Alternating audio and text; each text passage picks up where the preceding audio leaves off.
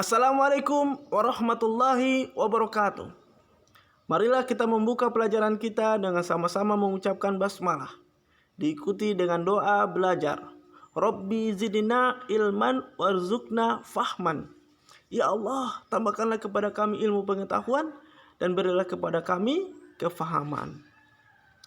Baik, hari ini kita akan mempelajari tentang tema 5, fokus pelajaran bahasa Indonesia dengan materi wawancara.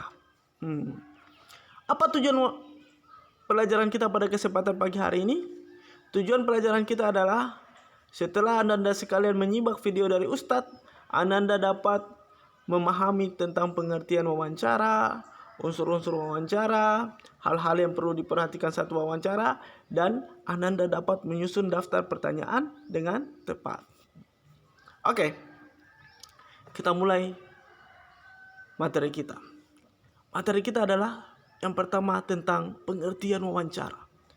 Apa itu wawancara? Wawancara merupakan salah satu cara untuk mendapatkan informasi mengenai suatu hal. Salah satu cara untuk mendapatkan informasi mengenai suatu hal.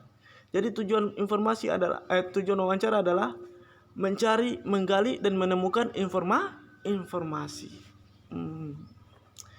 Nah, wawancara memiliki unsur-unsur. Jika salah satu unsur tersebut tidak ada, maka wawancara tidak dapat dilakukan. Nah, apa sajakah unsur-unsur dalam wawancara? Unsur-unsur dalam wawancara itu yang pertama adalah pewawancara atau orang yang mencari informasi yang berkedudukan sebagai penanya. Jadi pewawancara ini dikatakan juga sebagai penanya. Biasanya kita katakan juga sebagai wartawan atau reporter.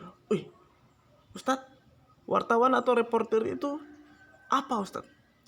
Wartawan atau reporter itu artinya bahwa dia adalah seseorang yang mencari dan memberitakan. Dia mencari informasi dan menyusun berita. Itu namanya wartawan atau reporter. Unsur wawancara yang berikutnya adalah narasumber. Ada pewawancara, ada narasumber. Apa itu narasumber? Narasumber itu artinya informan atau orang yang diwawancarai. Ingat, narasumber yang harus kita datangkan ini bisa dalam berupa tokoh yang terkenal, ahli dalam suatu bidang tertentu, atau bisa jadi orang biasa. Yang jelas, narasumber ini memiliki keterkaitan atau hubungan dengan hal yang dibahas pada kesempatan saat itu, atau yang berkaitan dengan informasi yang harus didapatkan. Itu narasumber. Apalagi tema ini penting karena dia membahas tentang perihal yang diwawancarai, perihal yang sekaligus membatasi tentang pokok masalah yang harus dibahas atau harus dicari atau harus digali dari narasumber. Itu hal yang membatasi. Jangan karena tidak ada tema jadi pembahasannya semakin panjang. Pertama mungkin kita membahas tentang kebakaran, tapi dari kebakaran langsung menggali informasi tentang banjir, kan tidak nyambung. Makanya harus fokus. Supaya fokus, maka harus ada tema. Apa itu tema? Tema dalam wawancara adalah perihal yang diwawancarakan.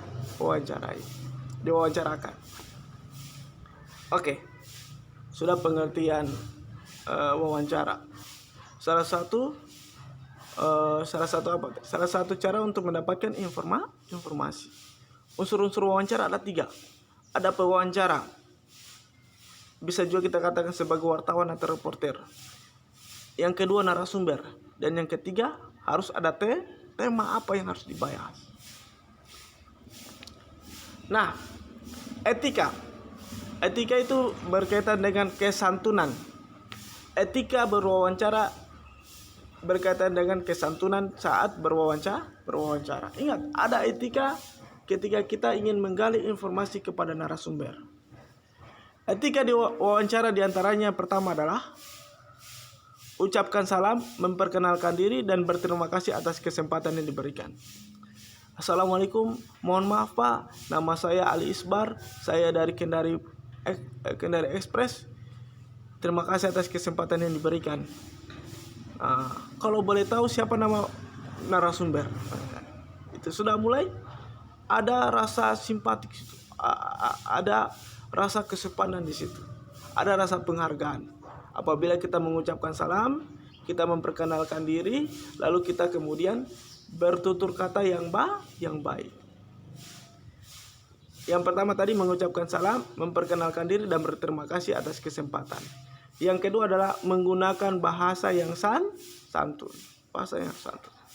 Yang ketiga, menyampaikan pertanyaan secara sistematis dan urut.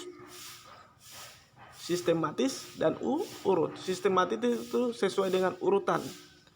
Urutan daftar pertanyaan yang padu dari awal sampai dengan terakhir. Yang keempat adalah fokus pada materi wawancara. Yang kelima, tidak menyudutkan narasumber dan tidak membuat narasumbernya tersinggung. Yang keenam, tidak memancing pertanyaan yang menjurus pada fitnah atau mengadu domba. Yang ketujuh, bersikap objektif dan simpatik. Objektif itu artinya dia tidak memihak berdasarkan kepada fakta dan kejadian yang sebenarnya. Itu objektif. Tidak memihak pada satu golongan atau orang tertentu. Dan berdasarkan data, fakta yang real di lapangan. Itu artinya objektif. Oke? Etika berwawancara sudah. Terus, Ustadz, hal-hal yang perlu persiapkan sebelum wawancara apa saja? Yang harus kalian persiapkan ketika ingin wawancara adalah penguasaan materi. Penguasaan materi berkenaan dengan tema dan poin-poin permasalahan penting yang akan ditanyakan. Apalagi mempersiapkan pertanyaan-pertanyaan berkaitan dengan informasi yang diperlukan. Sebelum ingin mewawancara seseorang, harus dibuat dulu daftar pertanyaan. Oh, ya, daftar pertanyaan seperti ini. Yang ketiga adalah mempersiapkan diri secara mental untuk mengantisipasi hal-hal yang tidak diinginkan. Misalnya grogi atau nervous. Saya ingin mewawancarai artis, tapi saya grogi. Saya ingin mewawancarai seorang ustadz kondang, tapi saya takut. Jangan sampai saya salah-salah bertanya. Makanya harus kita perhatikan sebelum kita mewawancara yang pertama. Yang ketiga adalah kita harus mempersiapkan diri secara mental. Saya ini wartawan, saya ini reporter, saya harus memberitakan dengan sebaik-baiknya, dengan sebenar-benarnya. Maka saya harus berani, saya harus kuat, walaupun kakiku gemetar. Yang keempat, mempersiapkan peralatan yang diperlukan. Ingat, saat wawancara ada hal-hal yang harus kita perhatikan. Yang pertama adalah kita harus mencatat. Lebih bagusnya adalah kita merekam, alat rekam. Yang paling penting sebenarnya alat rekamnya. Karena sekarang catatan bisa jadi itu suka-sukanya wartawan atau reporter yang menuliskannya. Tapi kalau ada rekaman, enak. Kita bisa mencatatnya kembali setelah kita memberikan pertanyaan-pertanyaan kepada narasumber. Sehingga ketika selesai melakukan wawancara, kita duduk dan kemudian kita dengarkan kembali. Setelah itu kita susun beritanya sesuai dengan apa yang telah disampaikan oleh narasumber. Ingat anak soleh, pemberitaan yang harus kita sampaikan kepada masyarakat, kepada khalayak, kepada orang-orang di sekitar kita adalah pemberitaan yang baik, benar, dan sudah terkonfirmasi. sehingga mencegah hal-hal yang berkaitan dengan perpecahan adu domba dan berita yang hoax. Oke? Sudah pengertian wawancara, unsur-unsur wawancara, kemudian hal-hal yang perlu dipersiapkan sebelum wawancara. Apalagi ya? Wah. Yang selanjutnya adalah tugas. Ini tugas proyek anak soleh. Apa tugasnya? Wawancarailah orang tuamu. Kalau tidak menemui orang tua, ada paman, bibi, nenek maupun kakek, berkaitan dengan kewirausahaan. Jadi temanya adalah kewirausahaan. Berikut format isiannya. Format isiannya pewawancara. Ini namamu sendiri karena kamu yang wawancara. Kemudian narasumber bisa dituliskan nama ayahmu, nama ibumu, bisa juga nama paman, nama bibi, nama kakek, nama nenek. Kemudian berikut daftar pertanyaannya. Inilah pertanyaan-pertanyaan yang harus kalian susun menjadi sebuah berita. Pertanyaan pertama, pernahkah Anda melakukan kegiatan kewirausahaan? Kalau tidak pernah, mengapa demikian? Jadi ada dua pertanyaan. Pernahkah Anda melakukan kegiatan kewirausahaan? Pernah.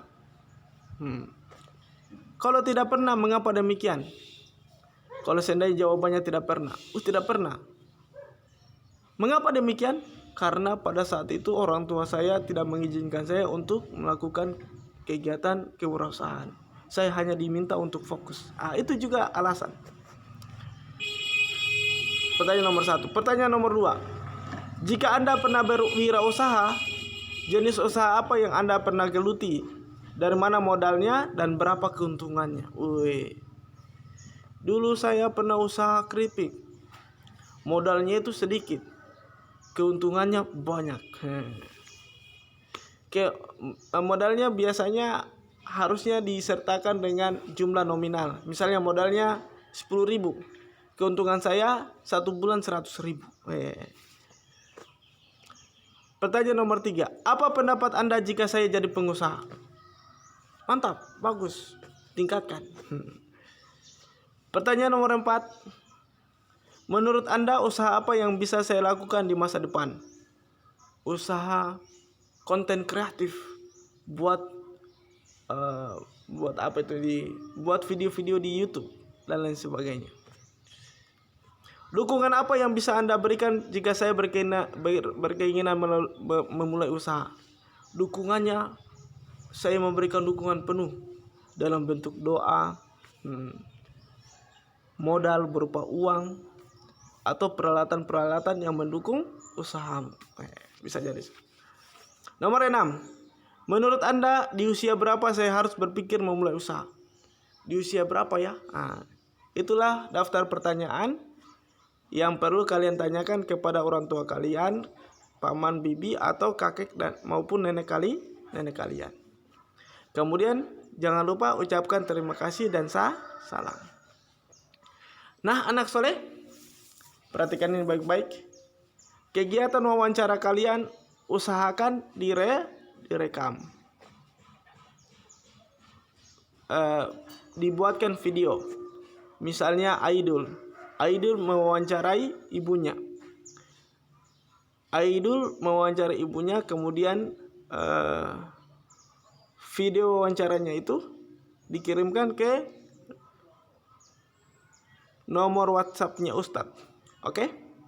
Jadi ada 2 tugasnya. Yang pertama adalah Ananda mewawancarai orang tua kalian, paman, bibi, atau kakek nenek. Kemudian buatkan video hasil wawancara kalian.